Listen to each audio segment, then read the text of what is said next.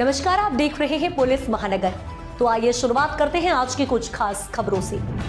अजीत पवार के चलते महायुति बच गई, वरना अमोल मिटकरी का सिंधे गुट पर हमला। लोकसभा चुनाव के नतीजों के बाद केंद्र में एनडीए की सरकार बन गई है, लेकिन हार जीत और चुनाव में प्रदर्शन को लेकर बहस अभी तक जारी है।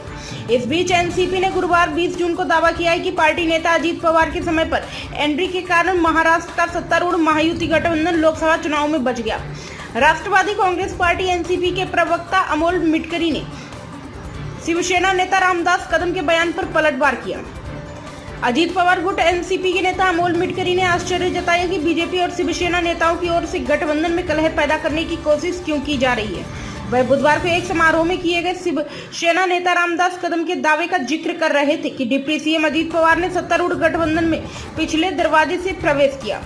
एनसीपी नेता अमोल मिटकरी का सिंधे गुट पर पलटवार। पीटीआई की एक रिपोर्ट के मुताबिक शिवसेना नेता रामदास कदम के अजीत पवार पर दिए गए बयान पर कड़ी प्रतिक्रिया जाहिर करते हुए एनसीपी नेता अमोल मिटकरी ने दावा करते हुए कहा कि अजीत पवार के समय पर एंट्री के कारण आप बच गए, अन्यथा आपको हिमालय जाना पड़ता।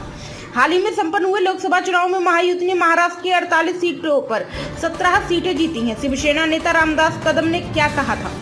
शिवसेना नेता रामदास कदम ने बुधवार को दावा करते हुए कहा कि अजीत पवार ने सत्तारूढ़ गठबंधन में पिछले दरवाजे से प्रवेश किया।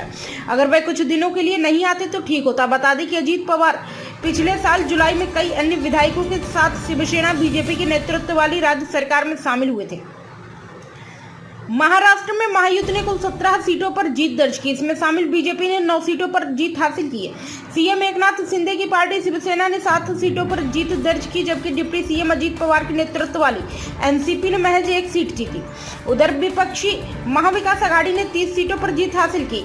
एमबीए में शामिल कांग्रेस ने 13 सीट, उद्धव ठाकरे की शिवसेना यूबीटी को 9 सीटें और शरद पवार की एनसीपी को 8 सीटों पर जीत मिली।